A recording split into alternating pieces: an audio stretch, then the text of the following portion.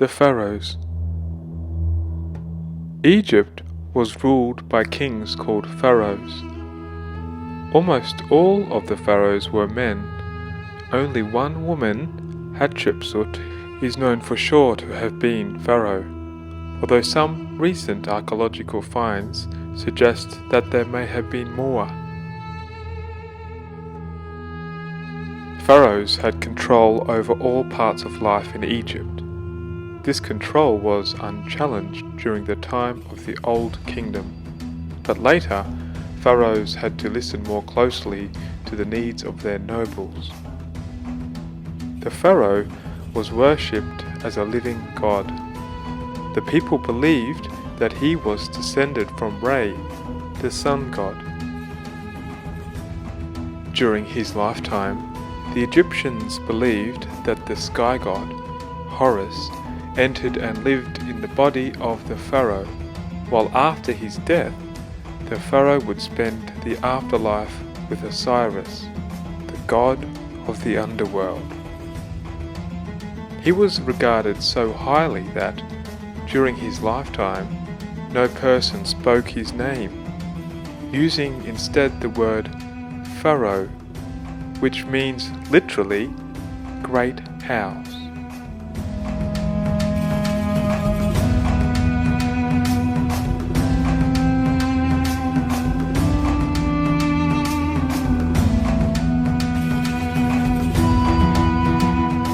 Here are some of the different symbols that pharaohs used to show their power.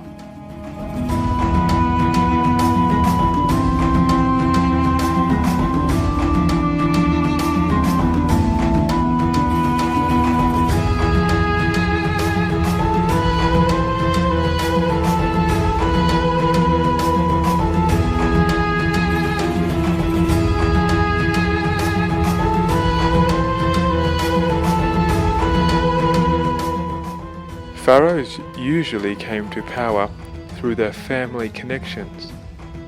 Most had many wives and many children. One of the sons was usually chosen to become the next pharaoh by his father and would take the title of crown prince. He would also have to marry a royal princess, which would mean that he might have to marry one of his sisters. Pharaohs were very determined to protect and preserve their family dynasty and would usually choose the son who they thought would wield power best. The crown prince was trained to rule Egypt. However, usually all of the sons were trained in government, because in times before modern medicine, there was no guarantee that the crown prince would live to become pharaoh.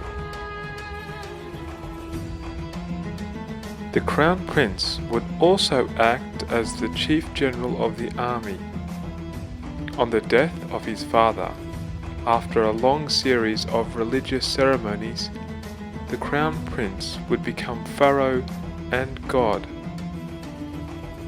In times of war, or when there was a pharaoh who could not control his kingdom, sometimes another son or noble would be able to seize power by showing, usually through force, that he was the man who could bring strong government and stability back to Egypt. When the new pharaoh was not from the old pharaoh's family, this would mean the beginning of a new dynasty of pharaohs.